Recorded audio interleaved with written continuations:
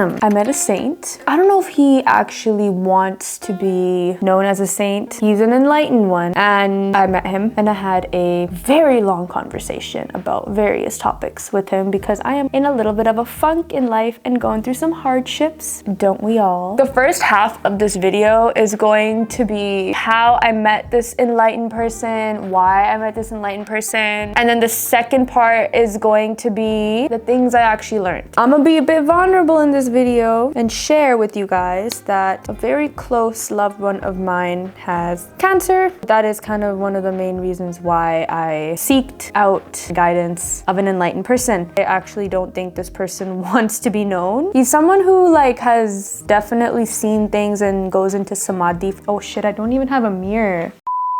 That was really crazy and dumb. I didn't think this through. So anyways, he doesn't want to really be known. Usually people that are enlightened, like their mission on this planet is not actually to like show off and like say like, hey, I'm enlightened. Like they've probably been meditating for a very long time and have had lifetimes of reincarnations and have obtained spirituality either in this lifetime itself or have been enlightened in previous lifetimes. And then they come into this vessel of a human body and then they continue their journey. I'm learning about all this stuff too, okay? That's a little bit of context. Not gonna give any more than that.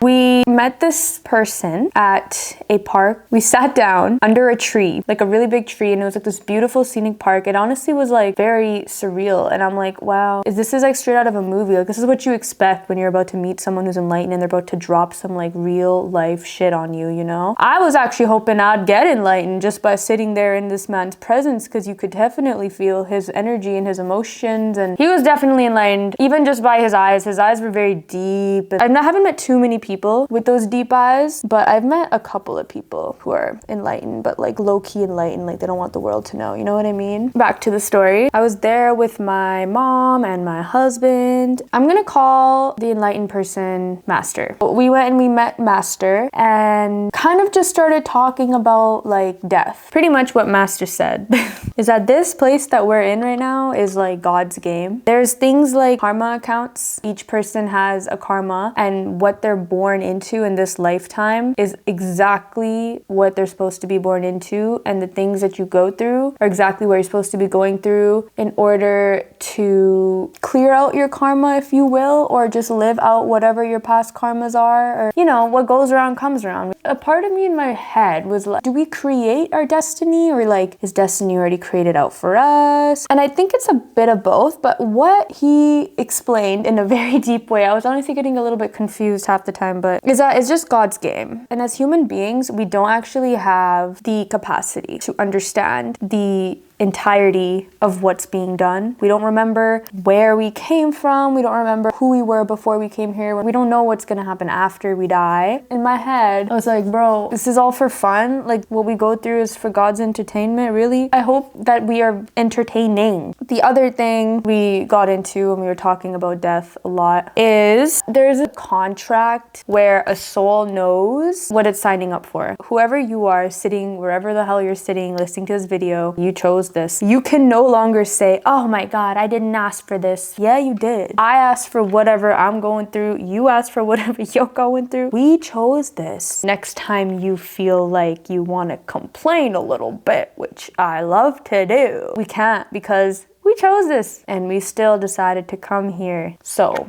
keep that in mind. What the fuck? Hello? हाँ बस 10 minute दे दो मैनू.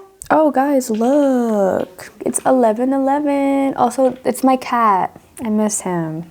Another really interesting thing that we got into is that we're talking about my grandpa because my grandpa is the loved one that has cancer right now. Master started just getting into explaining that like we travel with each other through lifetimes. Like there's a lifetime where my grandpa was the child of my mom. Like my mom was the dad. And then this lifetime happens to be where my grandpa is the dad. It kind of gives you perspective on family. Like I know we don't like what our family stands for half the time, but we don't always see head to head. And honestly, sometimes family is just toxic, but we travel with them through fucking galaxies. So, or I don't know if that's the correct terminology. We be traveling with them through time and space for a long time. Family's important. It's so weird. When he was like telling me these things and talking about them, I wasn't like whoa. If you're someone who's had a spiritual awakening, a lot of these things like make sense, because I think that you kind of get unlocked to this other realm, this other energetic field that is around us at all times, but you're like aligned to it and aware of it. And simply by just being aware of it, you are more connected to it. And so there are certain things that you don't really understand where the cool thought comes from, but somehow you gain this wisdom and you keep it to yourself. So you don't want to talk about it because it's like people are gonna think you're crazy. I don't know why us humans deem things that we don't understand to be false, but as spiritualists, I think we know that there is much more to this picture. Another thing Master said was, this is such a pit stop on our soul's journey. We're here as a human for like 80 to 90 years, ballpark, if you're lucky. Then you leave, I guess, and then you come back, or you go to some other universe for continuing your karma. But like the point is that this human existence is actually so short in the grand scheme of things. We pretty much cause our own suffering. Hello? Man. Oh shit, I already messed up, guys. It's 1 a.m. by the way, but I swear I do a better job of my makeup. You know what? It's fine. I'm honestly just gonna wash this off my face after anyways. It's not like I'm gonna show anyone except all of you guys. So like we cause our suffering. So Master explained that like everything that we do is just our thoughts. We know this. We've talked about manifestation and like being positive and law of attraction. Like we know this stuff, but it's like when someone who has obtained enlightenment tells you this, it just for some reason makes you feel like you're allowed to believe it, because it's like someone who has like reached certain places. And if you're wondering like, how do you know this person's not a crook and all this stuff? Some things you just know. He's obtained like samadhi. For those of you guys that don't know what samadhi, this is so bad. But anyways, he's obtained samadhi, which is essentially when he meditates and he like leaves his body for around like 3 days. He has to like tell his family to like not worry, like I'll be back in 3 days, and like his body's just sitting there and soul's gone somewhere else. That's called samadhi. And so he does that. I have not been able to get to that point, and my soul knows that that is something I want to be able, like I want enlightenment. That's kind of my goal in this lifetime. I think when you're on the path, you recognize when other people have obtained something. It's like a very deep intuition thing. You can't explain it, which is probably why a lot of people don't believe you. Another thing we talked about was that you don't really die. You just physically die. Religions and all these different, you know, like schools of thinking have talked about the concept of like heaven and hell. This is very similar to that, except he didn't really talk about a concept of heaven or hell. He simply just talked about how we go to an astral plane where you can stay there for as long as you need before you go off on your next adventure. For us, I guess we chose this human world as an adventure. Whoa, that like hit me really deep right now. We're all on an adventure right now. Even if you're just sitting there in your bed eating chips while watching this video, you're on an adventure. Anyways, your soul just kind of like is an energy and it just leaves. I believe this fully because as a kid, I used to think this too, but like I never said anything because I was like, I think I'm crazy. This is why a lot of people say that like when someone they love dies, they actually feel much closer to them. That makes sense. They left their body, so physically the personality and like your relationship to them, it's not there anymore, but now that soul is out in the world and it's in this free-flowing energy that is around you at all times. So in a way, they're actually closer to you and accessible to you at any time. But then I always think like, well, you know, if after learning this whole going to this astral world and all that stuff, then like isn't that soul gonna eventually go get reincarnated into another soul? And is that gonna happen on this planet, or is it happening on some other planet somewhere else? Like that wasn't the point. There's a lot of other things that he mentioned that were personal to the situation that I'm going through with my loved ones, and I'm not going to share that obviously because it's not really going to benefit you guys. So, and then the last thing that I kind of learned and I'm kind of trying out in my life is I'm going to become a vegan. Hear me out. I love fish, but there's something so freaking unethical about just for the satisfaction of my tongue to allow like farm fish to live a life just to die. They're literally tanks, guys, and the fish are so close to each other. There's like hundreds of fish in these small ass tanks and they're just swimming in circles for like such a long time until they're like adult form, and then they live to die for our temporary satisfaction of the tongue. And sometimes I feel like I'm a bad person,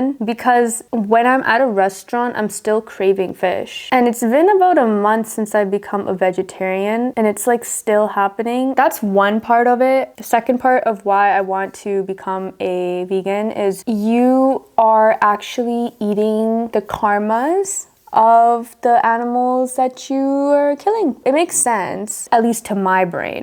And an animal, by the way, also has a soul. It is also in its own evolution, and so it's in the animal kingdom right now. Eventually, after many reincarnations, it will also become a human and then progress slowly like we are. So they are a soul working out their own karma. Now what happens when we go in there and kill them and eat them is we are eating their karmas as well. This is just my own little addition to this, but I think we as humans are able to conceive certain ideas. We're able to question our own existence. That is exactly and precisely why when we choose, after having this knowing of how we're killing a living thing and they're suffering, and understanding this because we're intelligent, we are choosing to consciously still slaughter. That is where the karma comes from, in my opinion.